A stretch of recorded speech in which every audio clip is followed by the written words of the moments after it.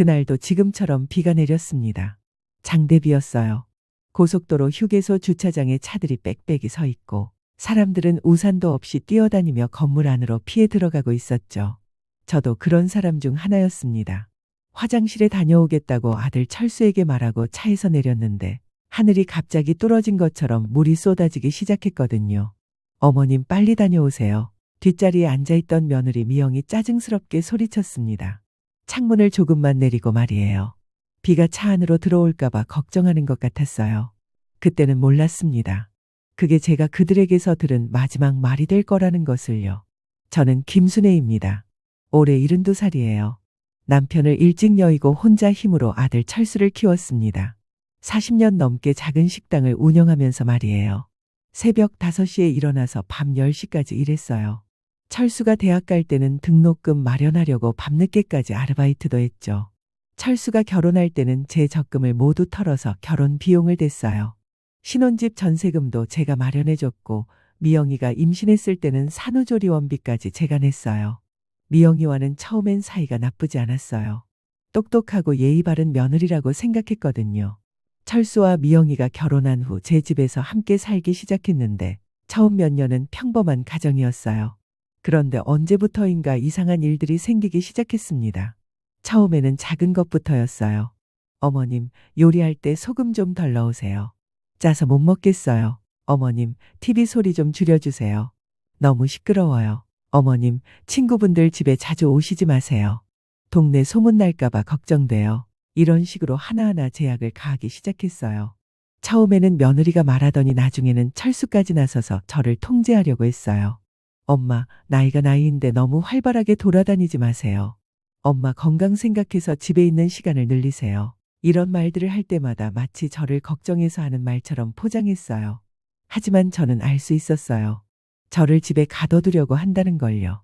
정말 결정타는 한 달 전에 있었어요. 그날 저는 시장에 갔다가 감기 기운이 있어서 일찍 돌아왔어요. 약을 먹고 쉬려고 했거든요. 집에 도착해서 현관문을 열었는데 안에서 목소리가 들렸어요. 철수와 미영이 대화를 하고 있었어요. 어머니 통장에 아직 얼마나 남았을까? 한 8천만 원 정도. 집까지 합치면 5억은 넘을 걸. 좋네. 그럼 우리 계획대로 진행하자. 그런데 엄마가 가만히 있을까? 뭐 어쩌겠어. 이미 받을 만큼 받았는데 이제 슬슬 정리할 때가 됐지. 그래도 좀 미안하긴 하네. 미안하긴 뭘. 어차피 나중에는 우리가 다 받을 거잖아. 미리 받는다고 생각해. 그 말을 들었을 때 저는 온몸에 힘이 쭉 빠지는 걸 느꼈어요. 다리가 후들후들 떨려서 현관문에 기대서야 했어요. 제 돈을 우리 돈이라고 하다니. 그리고 저를 정리한다고 하다니. 조용히 현관문을 열고 들어갔더니 철수와 미영이 깜짝 놀라며 급하게 대화를 멈췄어요. 엄마 일찍 오셨네요. 응, 좀 아파서. 저는 아무 일 없는 척했어요. 하지만 그날부터 저는 완전히 경계를 시작했어요. 이 사람들이 무슨 계획을 세우고 있는지 알고 싶었거든요. 며칠 후 저는 우연히 미영의 노트북을 보게 됐어요. 미영이 샤워하는 동안 거실에 노트북을 열어둔 채로 놔뒀거든요. 화면에 떠 있는 건 부동산 사이트였어요. 우리 집과 비슷한 평수의 매매 가격을 검색해둔 상태였어요. 그리고 메모장에는 이런 글이 적혀 있었어요. 어머님 집 시세 4억 2천, 어머님 통장 약 8천만 원, 총 5억 원. 계획 1단계 어머님을 집에서 내보내기, 2단계 집명의 이전 받기, 3단계 매각 후 신축 아파트 구입. 그 글을 봤을 때 저는 정말 세상이 무너지는 것 같았어요. 아들과 며느리가 저를 완전히 없애버리려고 치밀하게 계획을 세우고 있었던 거예요. 그날부터 저는 본격적으로 증거를 수집하기 시작했어요. 동네 젊은 아주머니한테서 휴대폰 녹음 기능 사용법을 배웠거든요. 철수와 미영이 대화할 때마다 몰래 녹음하기 시작했어요. 일주일 만에 저는 결정적인 증거를 잡았어요. 자기야, 어머님이 요즘 좀 이상하지 않아? 자꾸 은행 간다고 하고 부동산에도 갔다 온 것 같고 혹시 눈치챈 건 아니겠지? 설마. 그런데 만약을 위해서 좀 더 빨리 진행하는 게 어떨까? 어떻게? 이번 주 안에 어머님을 좀 더 확실하게 압박해보자. 그래서 스스로 나가시게 만드는 거야. 어떻게? 친구들이 놀러 오지 못하게 하고 TV도 마음대로 못 보게 하고 집에서 불편하게 만드는 거지. 그래도 우리 엄마인데. 여보, 지금까지 우리가 얼마나 받았는데. 이제 와서 미안해하면 어떡해? 철수가 한숨을 쉬었어요. 알겠어. 그럼 내일부터 시작하자. 다음 날부터 그들의 괴롭히기가 시작됐어요. 어머님, 오늘 친구분들 오시면 안 돼요. 저희가 중요한 일이 있어서요. 어머님, TV 좀 끄세요. 너무 시끄러워요. 어머님, 요리 냄새가 너무 많이 나요. 환기 좀 시켜주세요. 하루에도 몇 번씩 이런 식으로 시비를 걸었어요. 저를 정신적으로 지치게 만들려는 작전이었어요. 하지만 저는 참았어요. 오히려 그럴 때마다 더 많은 증거를 모았어요. 녹음은 물론이고 그들이 주고받는 문자 메시지도 몰래 사진으로 찍어뒀어요. 그런데 그런 와중에 그 일이 일어났습니다. 바로 성묘를 간다며 저를 데리고 나갔던 그날 말이에요. 화장실에서 볼일을 마치고 나오는데 비가 더욱 거세졌어요. 하늘이 새까맣게 변하더니 천둥 번개까지 치기 시작했습니다. 저는 급하게 뛰었어요. 철수와 미영이 기다리고 있을 테니까요. 그런데 주차장에 도착했을 때 심장이 쿵하고 내려앉았습니다. 차가 없었어요. 아니, 정확히 말하면 우리 차가 있던 자리에 다른 차가 서 있었어요. 하얀색 소나타가 있던 자리에 검은색 그랜저가 서 있더라고요. 저는 순간 정신이 하얘졌습니다. 혹시 제가 자리를 잘못 기억한 건 아닐까? 비 때문에 정신이 없어서 다른 곳에 주차한 건 아닐까? 다리가 후들후들 떨렸어요. 저는 미친 사람처럼 주차장을 돌아다니기 시작했습니다. 비에 흠뻑 젖어가면서 하얀색 소나타를 찾아서요. 혹시나 해서 번호판까지 외우고 있던 걸 하나하나 확인했어요. 없었습니다.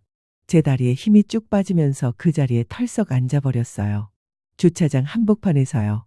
비를 맞으면서요. 그제야 정신이 번쩍 들었어요. 아, 나를 버리고 간 거구나. 화장실 다녀온다고 한 사이에 아들과 며느리가 저를 두고 그냥 가버린 거였어요. 마치 짐을 버리듯이요. 아이고, 할머니, 왜 비 맞고 이러고 계세요? 어떤 젊은 아가씨가 우산을 씌워주며 저를 일으켜 세웠어요. 휴게소 직원인 것 같았어요. 저는 말을 할 수가 없었어요. 목구멍 어딘가에 뭔가 꽉 막힌 것 같았거든요. 할머니 괜찮으세요? 어디 아프신 거예요? 그 아가씨의 목소리가 너무 따뜻했어요. 낯선 사람인데도 저를 걱정해주는 그 마음이 고마웠습니다. 반면에 제 아들과 며느리는 저를 고속도로 한복판에 버리고 갔다는 생각에 또다시 다리에 힘이 빠졌어요. 가족이 저를 두고 겨우 이런 말만 중얼거릴 수 있었어요. 목소리도 제대로 나오지 않았고요. 그 아가씨는 깜짝 놀라며 저를 휴게소 안으로 데려갔어요. 휴게소 카페에 앉아서 따뜻한 커피를 받아 들고 나서야 정신이 좀 돌아왔습니다. 그런데 문제가 있었어요. 지갑이 없었거든요. 핸드백도 차 안에 그대로 두고 내린 거예요. 평소 습관이었어요. 화장실 갈 때는 빈손으로 다니거든요. 혹시나 해서 주머니를 뒤져봤지만 휴대폰도 핸드백 안에 들어 있었어요. 정말 아무것도 없었습니다. 저는 맨몸뚱이로 고속도로 휴게소에 버려진 거였어요. 40여 년을 키우고 뒷바라지한 아들에게요. 할머니, 경찰서에 신고할까요? 가족분들한테 연락을 드려야 할 것 같은데요. 휴게소 직원 아가씨가 걱정스러운 표정으로 말했어요. 하지만 저는 고개를 저었습니다. 실종이 아니라 유기였거든요. 게다가 아들이 한 일을 경찰서에 신고한다는 게 창피했어요. 집 주소는 아시죠? 일단 집으로 가시는 게 좋을 것 같은데요. 그 아가씨가 자기 돈으로 택시비까지 대주겠다고 했어요. 고마웠습니다. 정말로요. 낯선 사람이 보여주는 그 따뜻함이 아들들보다 더 고마웠어요. 택시 안에서 저는 계속 생각했어요. 왜 이런 일이 생겼을까? 제가 뭘 잘못했을까? 그런데 택시가 집 앞에 도착했을 때 저는 또 다른 충격을 받았어요. 현관 비밀번호가 바뀌어 있었거든요. 평소 쓰던 번호를 눌러도 문이 열리지 않았어요. 더 기가 막힌 건 안에서 웃음소리가 들린다는 거였어요. 철수와 미영의 목소리였어요. 드디어 조용해졌다. 미영의 목소리가 밖까지 들렸어요. 그러게, 이제야 우리끼리 편하게 지낼 수 있겠네. 철수까지 그런 말을 하더라고요. 그 순간 저는 알았어요. 계획적이었다는 걸요. 저를 휴게소에 버리고 온 게 우발적인 게 아니라 미리 계획하고 실행한 일이라는 걸요. 손끝이 차가워졌어요. 아니, 손끝뿐만 아니라 온몸이 얼어붙는 것 같았어요. 40년 넘게 살아온 집 앞에서 저는 완전한 타인이 되어 있었거든요. 문을 두드렸어요. 힘껏. 철수야, 엄마다. 문 좀 열어다오. 안에서 갑자기 조용해졌어요. 그러더니 미영의 목소리가 들렸어요. 어떻게 집에 왔지? 택시 탔나 보네. 아무튼 문 열어주지 마. 어차피 우리 결심했잖아. 그렇긴 한데 뭐 어쩔 수 없지. 그건 우리가 신경 쓸 일 아니야. 이제 각자 알아서 살아야지. 제 심장이 멎는 줄 알았어요. 아들 입에서 그런 말이 나올 줄은 꿈에도 몰랐거든요.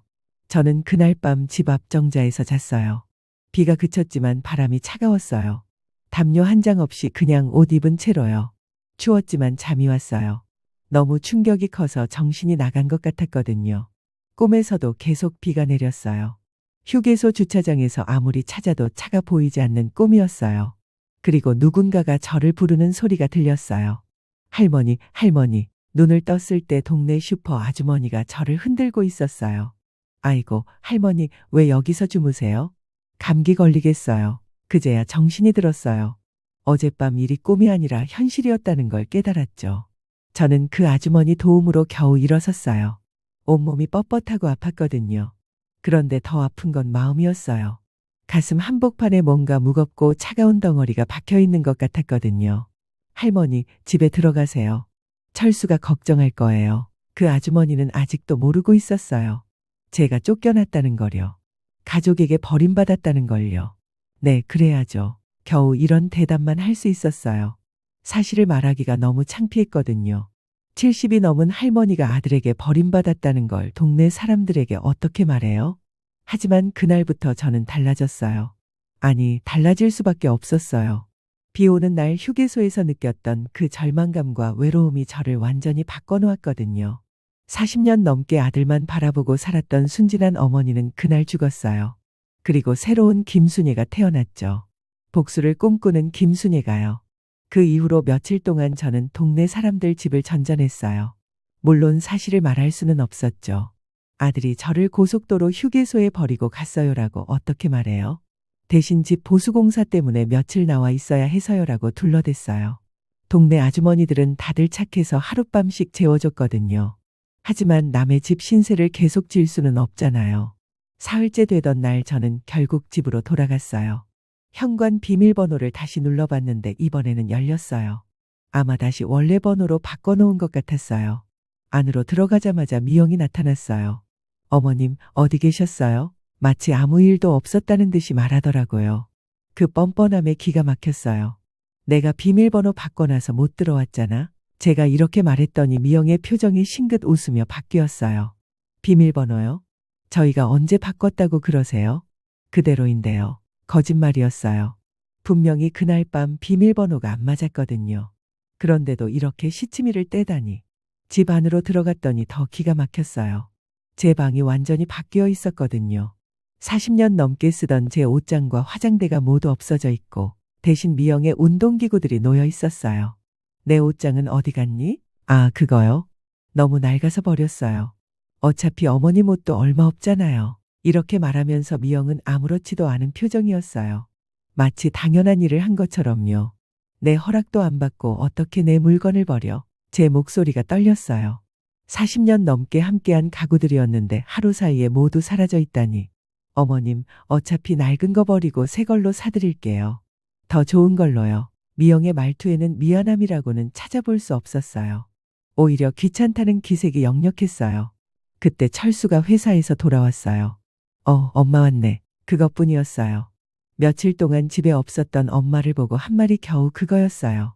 걱정하는 기색도 없고 미안해하는 기색도 없었어요.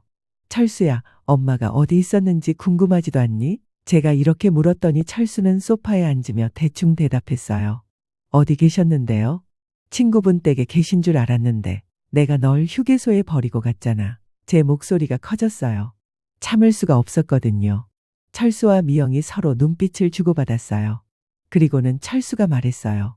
엄마, 그게 무슨 말씀이세요? 저희가 언제 엄마를 버리고 갔다고 그래요? 휴게소에서 화장실 다녀온다고 했더니 차가 없더라. 그게 뭐야? 아, 그때요. 미영이 끼어들었어요. 어머님이 너무 오래 안 오셔서 찾으러 갔어요. 그런데 어머님이 안 계시더라고요. 그래서 주변을 다 찾아봤는데 거짓말 마라. 차 있던 자리에 다른 차가 있었어. 제가 화를 내며 말했더니 철수가 한숨을 쉬었어요. 엄마, 요즘 기억력이 안 좋으시니까 착각하신 거 아니에요? 그 말에 저는 정말 기가 막혔어요. 제 기억력을 의심하다니요. 내가 착각했다고. 그럼 내가 왜 집 문을 두드렸는데 안 열어줬어? 저희 그때 잠들어 있었어요. 소리를 못 들었고요. 미영이 태연하게 거짓말을 했어요. 분명히 안에서 웃음소리까지 들렸는데 말이에요. 그 순간 저는 깨달았어요. 이 사람들이 저를 완전히 바보로 취급하고 있다는 거요. 늙어서 기억력이 나빠진 노인네로 보고 있는 거예요. 엄마, 이제 나이도 있으시니까 너무 이런저런 데 따라다니지 마세요. 집에서 조용히 계세요. 철수의 말이었어요. 마치 저를 어린아이 달래듯이 하는 말투였어요. 따라다닌다고. 내 아버지 성묘 가는 게 따라다니는 거야. 그것도 그렇고 앞으로는 저희끼리 갈게요. 엄마는 집에서 편히 쉬세요. 저는 그때 뭔가 등골이 서늘해지는 걸 느꼈어요. 이 사람들이 저를 완전히 배제하려고 한다는 걸 깨달았거든요. 그날 밤 저는 잠이 오지 않았어요. 침대에 누워서 천장을 바라보며 계속 생각했어요. 언제부터 이렇게 된 걸까? 문득 몇 달 전 일이 떠올랐어요. 미영이 새 차를 사고 싶다고 했을 때였어요. 그때 철수가 저에게 말했거든요. 엄마, 통장에 돈 좀 있으시죠? 미영이가 차가 필요하다는데 저는 별 생각 없이 1,000만 원을 내줬어요. 40년 넘게 식당 운영해서 모은 돈이었지만 며느리가 필요하다니까 그냥 줬거든요. 그런데 그 이후로 자꾸 돈 이야기가 나왔어요. 엄마, 미영이가 학원을 하나 차리고 싶대요. 자본금이 좀 필요한데 엄마, 학원의 인테리어를 좀 더 해야겠어요. 엄마, 미영이 아버지가 병원비가 필요하시다는데 그때마다 저는 돈을 줬어요. 500만 원, 800만 원, 300만 원 한 번도 거절하지 않았어요. 그런데 이상한 건 미영이는 학원도 차리지 않았고 미영이 아버지도 건강하게 잘 계셨다는 거예요. 나중에 우연히 알게 된 사실이었는데 다 거짓말이었던 거죠. 그러고 보니 철수와 미영의 태도가 달라진 것도 그 무렵이었어요. 예전에는 그래도 저에게 예의 바르게 대했는데 돈을 받은 이후로는 점점 무시하기 시작했어요. 그런데 정말 결정타는 제가 우연히 들은 대화였어요. 어머니 통장에 아직 얼마나 남았을까? 한 8천만 원 정도. 집까지 합치면 5억은 넘을 걸. 좋네. 그럼 우리 계획대로 진행하자. 그런데 엄마가 가만히 있을까? 뭐 어쩌겠어. 이미 받을 만큼 받았는데 이제 슬슬 정리할 때가 됐지. 그리고 미영의 노트북에서 본 그 계획들. 계획 1단계 어머님을 집에서 내보내기. 2단계 진명의 이전 받기. 3단계 매각 후 신축 아파트 구입. 최종 목표 어머님 완전 독립하게 해서 재산 정리 완료하기. 예상 기간 3개월 이내. 방법 점진적으로 압박해서 자발적으로 이사 가시게 유도. 자발적 이사 유도라니. 저를 스스로 집을 나가게 만들겠다는 뜻이었어요. 그런데 그것만으로도 모자라서 휴게소에 버리고 간 거였어요. 저를 완전히 포기하게 만들어서 스스로 집을 떠나게 하려던 거였죠. 하지만 제가 다시 돌아오자 이번에는 다른 방법을 쓰기 시작한 거예요. 제 물건들을 함부로 버리고 저를 치매 걸린 노인 취급하면서 정신적으로 압박하는 거였어요. 그리고 마침내 그들이 본색을 드러내는 순간이 왔습니다. 어머님, 잠깐 얘기 좀 해요. 거실에 앉으니까 두 사람이 심각한 표정으로 마주 앉았어요. 뭔 얘기인데? 어머님, 이제 독립하시는 게 어떨까 해서요. 미영이 조심스럽게 말을 꺼냈어요. 독립? 네, 어머님도 이제 나이가 있으시고 저희도 신혼부부인데 계속 함께 사는 게 서로에게 좋지 않은 것 같아서요. 그래서 좋은 고시원이나 원룸 하나 구해드릴게요. 물론 월세는 저희가 낼 테니까 걱정하지 마세요. 고시원이요? 월세는 자기들이 낸다고요? 저는 속으로 웃었어요. 어차피 제 돈으로 내게 할 셈인 걸 대충 알고 있었거든요. 내가 왜 나가야 해? 여기 내 집인데. 어머님, 법적으로는 그렇지만 저희가 결혼하면서 이 집에 들어온 거잖아요. 그렇다고 해서 어머님을 쫓아낼 수는 없지만 서로를 위해서 분가하는 게 좋을 것 같아요. 철수가 끼어들었어요. 분가를 하려면 너희가 나가야지. 왜 내가 나가? 엄마, 철수의 목소리가 커졌어요. 집주인은 저예요. 어머님이 아니라. 그 말에 저는 정말 기가 막혔어요. 집주인이 너라고. 등기부등본 한번 떼어봐라. 누구 이름으로 되어 있나? 그건 아직 명예 이전이 안 되어서 그렇지만 실질적으로는 뭘 법적으로 내 집이야. 미영이 다시 끼어들었어요. 어머님, 우리가 그동안 얼마나 잘해드렸는데 이제 와서 그렇게 말씀하시면 어떡해요? 잘해줬다고 언제? 결혼하고 나서 계속 모셔왔잖아요. 모셔왔다고. 내 집에서 얹혀 살면서? 두 사람의 얼굴이 빨갛게 달아올랐어요. 어머님, 지금 너무 하시는 거 아니에요? 내가 너무해? 나를 휴게소에 버리고 간 놈들이 무슨 소리를 하는 거야? 그 말이 나오자 철수와 미영이 순간 말을 잃었어요. 그때는 정말 사고였어요. 사고. 계획적으로 한 짓이 사고야? 어머님, 증거도 없으면서 그런 말씀하시면 안 돼요. 미영이 당당하게 말했어요. 아직도 제가 아무것도 모른다고 생각하는 모양이었어요. 증거가 없다고. 그럼 너희가 나를 요양원에 보내려고 계획했다는 것도 모르겠네? 이번에는 두 사람 모두 얼굴이 하얗게 질렸어요. 그게 어떻게? 너희 대화 다 들었어. 녹음도 해뒀고. 철수가 벌떡 일어났어요. 엄마, 도대체 뭘 하신 거예요? 나를 어떻게든 내쫓고 내 재산을 가져가려는 놈들한테 당하고만 있을 줄 알았어. 엄마, 오해예요. 저희가 언제? 오해? 내 집 시세 조사하고 내 통장 잔액 파악하고 그게 다 오해야? 저는 그동안 참았던 분노를 모두 쏟아냈어요. 40년 동안 키우고 뒷바라지해줬더니 고작 이런 식으로 보답하는 거야? 어머님, 진정하세요. 진정하라고. 나를 요양원에 버리려던 놈들이 진정하라고. 미영이 갑자기 울음을 터뜨렸어요. 어머님, 저희가 정말 그럴 생각은 아니었어요. 그냥 서로 독립해서 사는 게 좋을 것 같아서. 그만해. 이제 와서 변명해봤자 소용없어. 저는 자리에서 일어났어요. 내일부터 너희가 나가든지 아니면 내가 나갈 테니까 알아서 해. 엄마, 어머님. 두 사람이 동시에 불렀지만 저는 돌아보지 않았어요. 제 방으로 들어가서 문을 잠그고 이 선생에게 전화했어요. 예전에 식당 하면서 알게 된 변호사 선생님이었어요. 선생님, 도움이 필요해요. 이 선생은 저희 모든 이야기를 들어주셨어요. 그리고 말씀하셨어요. 순일 씨, 이건 명백한 재산 탈취 시도예요. 그리고 정신적 학대에 해당할 수도 있고요. 충분히 법적 대응이 가능해요. 그 말을 듣고 저는 가슴이 뛰기 시작했어요. 제가 혼자가 아니라는 생각이 들었거든요. 일단 재산부터 보호해야 해요. 혹시 통장이나 도장을 관리하는 게 누구예요? 저요. 다 제가 가지고 있어요. 다행이네요. 그럼 먼저 예금을 안전한 곳으로 옮기는 게 좋겠어요. 다음 날부터 저는 본격적으로 움직이기 시작했어요. 먼저 모든 은행을 돌아다니며 제 재산이 정확히 얼마나 되는지 파악했어요. 농협에만 1억 2천만 원, 국민은행에 7천만 원, 신한은행에 5천만 원, 우리은행에 3천만 원, 하루 종일 은행을 돌아다니고 나니까 제 예금만 총 3억 원이 넘더라고요. 미영이가 생각했던 것보다 훨씬 많았어요. 부동산에도 들렀어요. 사장님, 우리 동네 집값이 요즘 어떻게 돼요? 아, 순애 아주머니. 요즘 정말 많이 올랐어요. 특히 아주머니 집 같은 오래된 집들이 재건축 소문 때문에 더 올랐고요. 얼마나요? 35평이시죠? 요즘 시세로는 한 5억 5천에서 6억 정도 될 것 같은데요. 위치가 워낙 좋아서요. 미영이가 파악한 것보다 1억 원 이상 더 나가는 거였어요. 예금 3억, 집 6억, 그리고 시골에 있는 농가까지 합치면 총 10억은 넘을 것 같았어요. 미영이가 생각했던 5억보다 2배나 많았어요. 그날부터 저는 계획을 세우기 시작했어요. 먼저 새마을금고에 계좌를 만들어서 돈을 옮기기 시작했어요. 철수와 미영이 전혀 모르는 은행이었거든요. 며칠에 걸쳐서 모든 돈을 옮겼어요. 그리고 집도 매물로 내놨어요. 정말 파실 거예요? 가족분들은 아시나요? 부동산 사장이 걱정스럽게 물었어요. 제 집이니까 제가 알아서 할게요. 그런데 매수자가 나타났어요. 현금으로 바로 계약하겠다고 해서요. 내일 계약할 수 있을 것 같은데요. 집에 도착했을 때 철수와 미영이 거실에서 기다리고 있었어요. 엄마, 어젯밤 일 때문에 얘기하고 싶어서요. 저는 소파에 앉았어요. 무슨 얘기? 어머님, 어젯밤에는 저희가 말을 잘못했어요. 죄송해요. 말을 잘못했다고. 어머님을 내보내려고 한 게 아니라 그냥 서로 독립해서 사는 게 어떨까 해서. 독립해서 살자고. 내 집에서 나가라는 소리잖아. 철수가 끼어들었어요. 엄마, 저희가 진짜로 엄마를 내쫓으려고 한 게 아니에요. 그냥 이 집을 팔아서 더 좋은 곳으로 이사하자는 거였어요.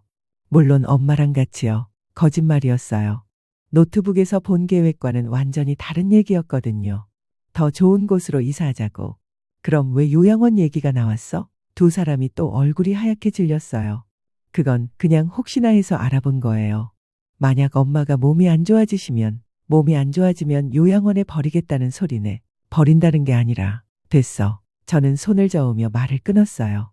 더 이상 변명 듣기 싫어. 엄마, 어머님. 이제 진짜로 끝이야. 저는 가방에서 서류 뭉치를 꺼냈어요. 이 선생이 준비해 준 것들이었어요. 뭐예요? 집 매매 계약서야. 철수가 벌떡 일어났어요. 집을 팔았다고요? 팔았어. 내일 잔금 치르면 끝이야. 엄마, 미쳤어요? 우리한테 상의도 없이. 상의? 내 집인데 누구한테 상의해? 미영이 울음을 터뜨렸어요. 어머님, 그럼 저희는 어떻게 해요? 너희 일이지. 내가 왜 신경 써? 이 집에서 계속 살 거라고 생각했는데 너희 생각이 틀렸어. 철수가 화를 내기 시작했어요. 엄마, 너무 하시는 거 아니에요?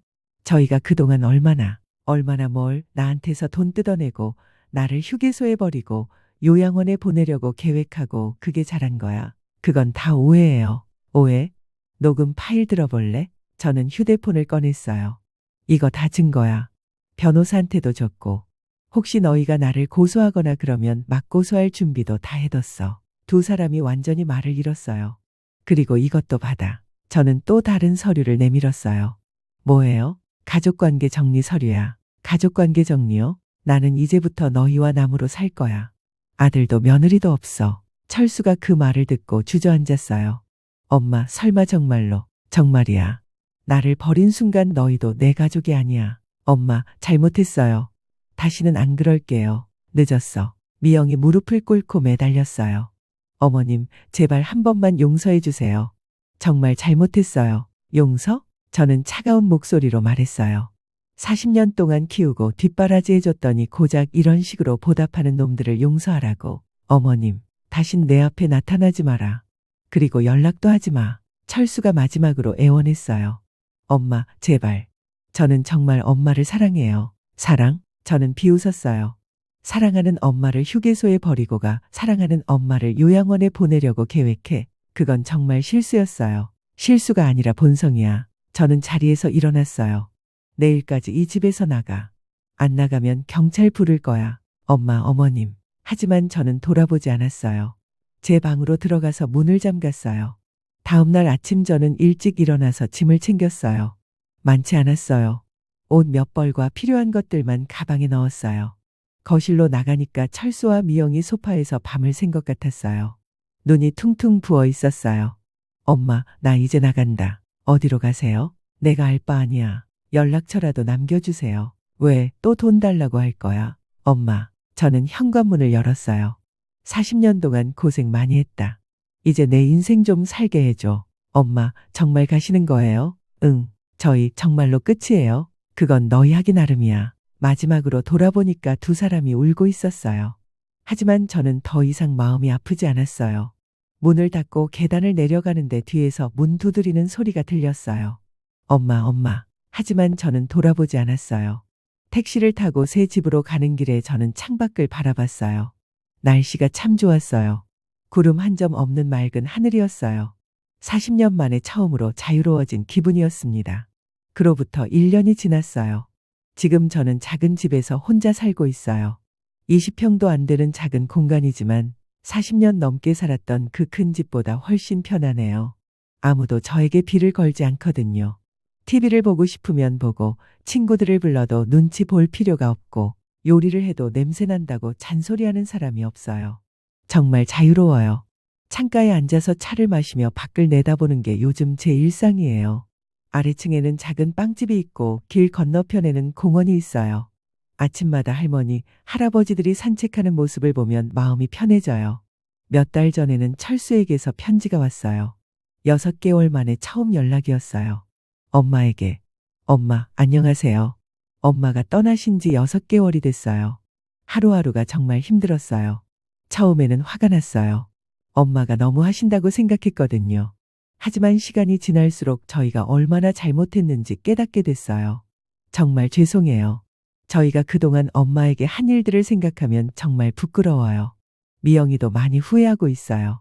매일 울면서 엄마한테 죄송하다고 해요. 저희 한 번만 더 기회를 주실 수 없나요? 정말 바뀔게요. 다시는 그런 생각 안 할게요. 제발 연락 한 번만 해주세요. 아들 철수 올림. 편지를 다 읽고 나니까 마음이 복잡했어요. 한편으로는 안쓰럽기도 하고 한편으로는 아직도 화가 나기도 하고. 하지만 이미 제 마음은 정해져 있었어요. 너무 늦었다는 거예요. 저는 편지를 찢어서 쓰레기통에 버렸어요. 며칠 전에는 길에서 미영이를 우연히 봤어요. 많이 야위어 보였어요. 예전처럼 화려하지도 않았고 차림새도 수수했어요. 미영이 저를 보고 다가와서 말했어요. 어머님, 저희 정말 많이 후회하고 있어요. 매일 어머님 생각하면서 울고 있어요. 어머님, 제발 한 번만 기회를 주세요. 저희가 정말 잘못했어요. 미영의 눈에서 눈물이 흘러내렸어요. 저는 잠깐 망설였어요. 1년 동안 혼자 살면서 가끔씩은 외로울 때도 있었거든요. 하지만 곧 마음을 굳혔어요. 미안해. 그 한마디만 하고 그냥 지나쳤어요. 뒤에서 미영이 우는 소리가 들렸지만 돌아보지 않았어요. 집에 도착해서 거울을 봤어요. 1년 전보다 얼굴이 밝아진 것 같았어요. 주름은 더 늘었지만 표정이 훨씬 편안해 보였어요. 김순애, 잘했어. 거울 속에 저에게 말했어요. 지금 저는 정말 행복해요. 물론 가끔은 외롭고 가끔은 예전 생각이 나기도 해요. 하지만 후회하지 않아요. 나를 배신한 사람들을 용서하지 않는 것도 저희 선택이고 혼자 살기로 한 것도 제 선택이에요. 그리고 이 선택 덕분에 저는 진짜 자유를 찾을 수 있었어요. 비 오는 날 휴게소에서 버림받았던 그 할머니는 이제 없어요. 지금 여기에는 누구에게도 의존하지 않고 당당하게 혼자 살아가는 김순애가 있을 뿐이에요. 이것이 제가 선택한 삶이고 제가 쟁취한 자유예요. 그리고 이 이야기를 듣는 여러분들께도 말씀드리고 싶어요. 때로는 사랑하는 사람들로부터 상처받을 때가 있어요. 특히 가족에게서 받는 상처는 더욱 깊죠.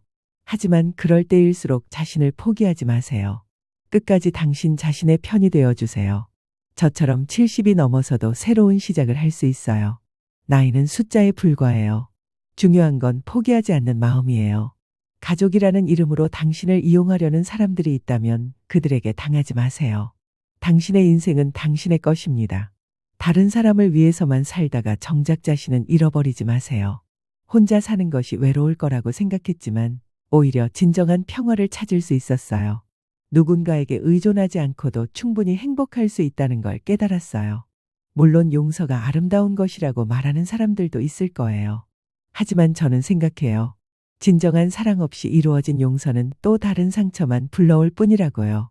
때로는 단호하게 선을 긋는 것이 자신을 지키는 방법이에요. 저는 이제 새로운 친구들도 사귀었어요. 공원에서 만난 말순 할머니와는 일주일에 2번씩 차를 마셔요. 같은 아파트에 사는 분들과도 가끔 함께 시장에 가고요. 진짜 진심 어린 관계가 얼마나 소중한지 새삼 깨닫고 있어요. 아침에 일어나서 오늘은 뭘 할까 생각하는 것도 즐거워요. 누구에게 허락받을 필요도 없고 눈치 볼 필요도 없어요. 온전히 제 선택이니까요. 가끔 철수가 어렸을 때 생각이 나요. 그때는 정말 순수했거든요. 엄마, 사랑해요라고 말하던 그 아이가 언제 이렇게 변했을까요? 하지만 그것도 이제 과거의 일이에요. 그 기억들에 얽매여 있을 수는 없어요. 요즘은 책도 많이 읽어요. 70평생 다른 사람 뒷바라지만 하느라 제대로 책을 읽을 시간이 없었거든요. 도서관에 가서 하루 종일 앉아 있어도 아무도 뭐라고 하지 않아요. 이런 자유로움이 이렇게 소중한 줄 몰랐어요. 계절이 바뀔 때마다 새로운 기분이에요. 봄에는 공원에 꽃 구경을 가고 여름에는 시원한 카페에서 시간을 보내고 가을에는 단풍 구경을 가고 겨울에는 집에서 따뜻한 차를 마시며 창밖 풍경을 봐요. 모든 게 제 선택이고 모든 게 제 자유예요. 가끔 택배가 와요. 여전히 철수와 미영이 보내는 것 같아요. 김치통이나 반찬이 들어있죠. 메모도 함께 들어있어요. 어머님, 건강하세요. 정말 죄송해요. 보고 싶어요. 이런 내용들이요. 처음에는 읽어봤지만 이제는 바로 버려요. 이런 것들에 흔들릴 만큼 약하지 않아요. 진심이었다면 애초에 그런 일을 하지 않았을 테니까요. 동네 사람들은 가끔 물어봐요. 아드님은 안 오세요? 그럼 저는 이렇게 대답해요. 복잡한 사정이 있어서요. 더 이상 설명하지 않아요. 제 인생은 이제 저만의 것이니까요. 벌써 겨울이 또 왔어요. 창밖에 눈이 내리고 있어요. 하얀 눈이 세상을 덮으니까 모든 게 깨끗해 보여요. 마치 새로 시작하는 것 같아요. 제 마음도 그래요. 오늘 일기에 이렇게 썼어요. 2년이 됐다. 처음에는 외롭고 힘들 줄 알았는데 지금은 이게 내 인생 중에서 가장 평화로운 시간인 것 같다. 70년 동안 다른 사람을 위해서만 살았는데 이제 나를 위해서 살고 있다. 늦었지만 후회하지 않는다. 김순애, 잘하고 있어. 때로는 혼자라는 게 외로울 수도 있어요. 하지만 나쁜 관계 속에서 상처받으며 사는 것보다는 훨씬 나아요. 혼자서도 충분히 행복할 수 있다는 걸 이제 알았거든요. 제가 선택한 이 길이 모든 사람에게 옳다고 말할 수는 없어요. 하지만 저에게는 최선의 선택이었어요. 더 이상 누구에게 이용당하지 않고 누구에게 무시당하지 않고 당당하게 제 인생을 살 수 있게 되었으니까요. 이 이야기를 듣고 계시는 분들 중에서도 혹시 비슷한 상황에 계신 분이 있을지도 몰라요. 가족이라는 이름으로 상처받고 계시는 분들이요. 그분들께 말씀드리고 싶어요. 두려워하지 마세요. 나이가 들었다고 해서 혼자가 된다고 해서 인생이 끝나는 건 아니에요. 오히려 진짜 인생이 시작될 수도 있어요. 당신을 진정으로 사랑하고 아껴주는 사람이 있다면 모르겠지만 단지 이용만 하려는 사람들 때문에 상처받으며 살 필요는 없어요. 용기를 내세요. 당신의 인생을 되찾으세요. 저는 지금도 매일 새로운 하루를 살아가고 있어요. 70이 넘은 나이지만 매일이 새로워요. 어제와는 다른 오늘을, 오늘과는 다른 내일을 만들어가고 있어요. 아들과 며느리에게 배신당했던 그 비 오는 날이 저에게는 새로운 시작의 날이었어요. 절망의 순간이었지만 동시에 깨달음의 순간이기도 했어요. 그들이 저를 휴게소에 버리고 갔을 때 저는 정말 끝이라고 생각했어요. 하지만 그게 진짜 시작이었어요. 진짜 김순애의 시작이었어요. 지금도 가끔 그날 밤을 생각해요. 집 앞 정자에서 비를 맞으며 잤던 그 밤을요. 그때는 정말 서럽고 원망스러웠지만 지금 생각해보면 그 밤이 저를 바꿔놓았어요. 더 강하게, 더 당당하게 만들어줬어요. 사람들은 가끔 물어봐요. 그래도 가족인데 너무 매정한 거 아니에요? 하지만 저는 생각해요. 진짜 가족이라면 애초에 그런 일을 하지 않았을 거라고요. 혈연이라는 이유만으로 모든 걸 용서하고 참아야 한다면 그건 사랑이 아니라 그냥 습관이에요. 제가 내린 결정이 쉽지는 않았어요. 40년을 함께 산 집을 팔고 평생 키운 아들과 연을 끊는다는 게 어떻게 쉬울 수 있겠어요. 하지만 그 결정 덕분에 저는 진정한 자유를 얻을 수 있었어요. 요즘은 새로운 취미도 생겼어요. 서예를 배우기 시작했거든요. 동네 복지관에서 하는 프로그램인데 생각보다 재미있어요. 붓으로 한 글자 한 글자 쓰다 보면 마음이 차분해져요. 얼마 전에는 이런 글을 써봤어요. 자유. 제가 가장 좋아하는 단어가 됐거든요. 70년을 살아오면서 진짜 자유가 뭔지 이제야 알게 된 것 같아요. 자유는 혼자 사는 게 아니라 진짜 나를 사랑해주는 사람들과 함께 사는 거예요. 자유는 아무도 없는 게 아니라 나를 억압하는 사람이 없는 거예요. 자유는 외로움이 아니라 평화예요. 가끔 길에서 젊은 며느리들을 보면 생각해요. 저들도 나중에 시어머니가 되겠구나. 그때는 어떨까? 지금의 미영이처럼 될까? 하지만 그것도 그들의 선택이겠죠. 저는 더 이상 다른 사람의 선택에 휘둘리지 않아요. 제 선택만 중요할 뿐이에요. 앞으로 몇 년을 더 살 수 있을지 모르지만 남은 시간은 온전히 제 것으로 살아갈 거예요. 누구를 위해서가 아니라 저를 위해서요. 이 긴 이야기를 들어주신 모든 분들께 감사드려요. 제가 겪은 일이 누군가에게는 작은 용기가 되었으면 좋겠어요. 나이가 들어서도 새로운 시작이 가능하다는 것을, 가족이라는 이름의 억압에서 벗어날 수 있다는 것을, 혼자서도 충분히 행복할 수 있다는 것을 보여드릴 수 있었다면 제 이야기가 헛되지 않았을 거예요. 김순애의 이야기는 여기서 끝이에요. 하지만 김순애의 삶은 아직 계속되고 있어요. 더 자유롭게, 더 당당하게, 더 행복하게요. 그리고 마지막으로 한 가지만 더 말씀드릴게요. 저를 휴게소에 버리고 간 그들에게 한 가지 고마운 게 있다면 저에게 진짜 자유를 선물해 줬다는 거예요. 의도한 건 아니겠지만요. 비 오는 날 휴게소에서 시작된 제 각성의 이야기 여기서 마치겠습니다. 여러분도 모두 자신만의 자유를 찾으시길 바라요. 그리고 그 자유 속에서 진정한 행복을 만나시길 바라요. 감사합니다.